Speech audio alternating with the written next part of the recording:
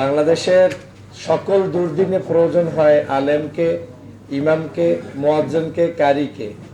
আর সকল দুর্দিনে উপেক্ষিত হয় এই আলেম সমাজ, ইমাম সমাজ, কারী সমাজ। এটা আজকের না, এটা একটা আমাদের ঐতিহ্যগত, হিস্ট্রিগত। এই বাংলাদেশের 54 বছরে কোনোদিন কোনো সরকার আলেম, কারী, হাফেজ, মুয়াজ্জিন এদের ব্যাপারে খুব একটা ভালো দৃষ্টি স্থাপন করে নাই।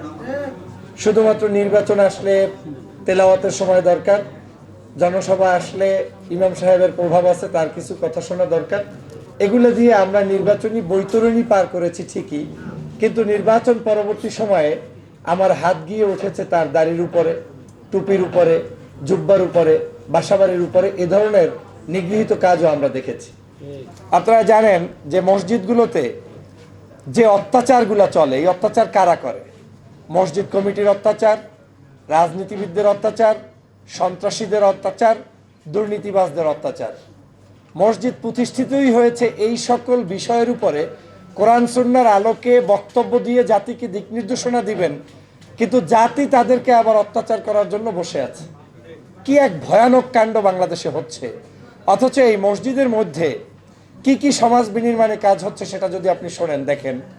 সমাজ নিয়ন্ত্রণ করতে ইমাম খতিবরা ভূমিকা পালন করে। আপনি হিসাব করেন, 17 লক্ষ বললেন আমাদের সভাপতি সাহেব যে বিভিন্নভাবে জড়িত ইমাম, কারী বা এই যে মুয়াজ্জিন, এই 17 লক্ষ মানুষকে যদি সরকার বেতন রেখে একজন পুলিশের এসআই মর্যাদা দিয়েও যদি তাকে রাখতো, তাহলে কত কোটি কোটি টাকা তার খরচ করতে হতো। কিন্তু সমাজ বিনির্মাণের জন্য প্রতি সপ্তাহে একবার করে এই মসজিদ থেকে আওয়াজ উঠছে খুতবার। প্রতি 5 ওয়াক্ত নামাজের পরে কম বেশি মোনাজাত, দোয়া, তাসবিহ, তাহলিল এর মাধ্যমে সংশোধন করানো হচ্ছে। সব কিছু কিন্তু ফ্রি সার্ভিস গভর্নমেন্টের জন্য দেওয়া হচ্ছে। যদি এই ফ্রি সার্ভিস না দিতেন তাহলে এখন তো পাথর মেরে টেরে মানুষ 1-2 বছরে মারা যায়, প্রতিদিন প্রতি ঘরে এরকম মানুষ মারা যায়। তাহলে আপনার এই যে বিনা বেতনে এত বড় একটা রাষ্ট্রের কল্যাণে ইমাম খতিবরা কাজ করছেন, তার জন্য আমার দায়িত্ব কি? কিন্তু আমাদের কোনো দায়িত্বই নেই। আমরা মনে করি এটা আল্লাহর রাস্তার কাজ, এভাবে করা হচ্ছে। মাদক সন্ত্রাস নিয়ন্ত্রণে আমরা জানি ডিসি অফিস থেকে বৈঠক হয়, মাঝে মাঝে প্রায়ই দেখবেন তারা কয়েকজনে বসে, কোনো কাজ নাই, শুধু রুটি পিঠা খায়, ওখানে বসে বসে কিছু চা খায়। কিন্তু এই মাদক নিয়ন্ত্রণের আসল ঔষধ যেটা, সেটা হচ্ছে ধর্মীয় দৃষ্টিভঙ্গি থেকে আলোচনা করা, যেটা আলেমরা করে, ইমামরা করে। কিন্তু আজকে তাদেরকে যাই দেখবেন যে ওই যে বিশেষ বৈঠক হয়, ওখানে আলেমও হয়তো দাওয়াতও পায় না। 2-1টা স্মার্ট জায়গায় হয়তো কয়েকজনে দাওয়াত পায়, বাকি জায়গায় তাদেরকে গুরুত্বই দেয় না, কারণ সে মনে করে যে আপনি মাদকের কি বোঝেন।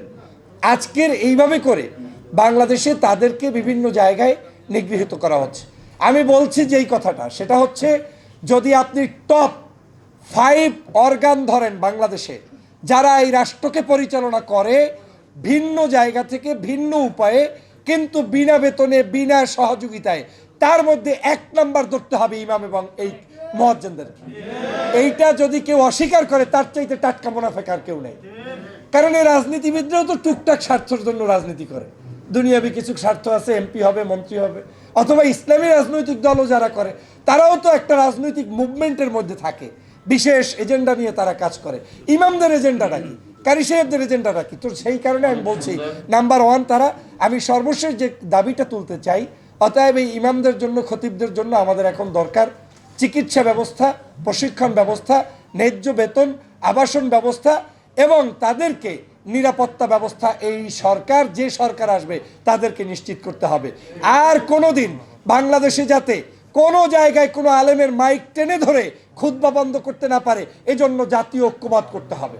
বিএনপি হোক, আওয়ামী লীগ হোক, আর জামাত আর চরমনাই হোক, কোন রাজনৈতিক সংগঠন ইমামকারীর কোনো খুতবা বন্ধ করার অধিকার রাখবে না। এই সিদ্ধান্ত আমাদের সকল রাজনৈতিক দলকে নিতে হবে।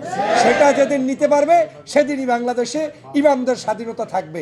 হ্যাঁ, ইমামরাও আমাদের সেই আচরণ রক্ষা করেই চলবে, যেটার জন্য তারা ইতিমধ্যে বলেছেন ট্রেনিং থাকতে হবে, কোন ভাষায়, কোন জায়গায়, কোন বক্তব্য দিতে হবে, সেই ট্রেনিং আপনারা দিচ্ছেন।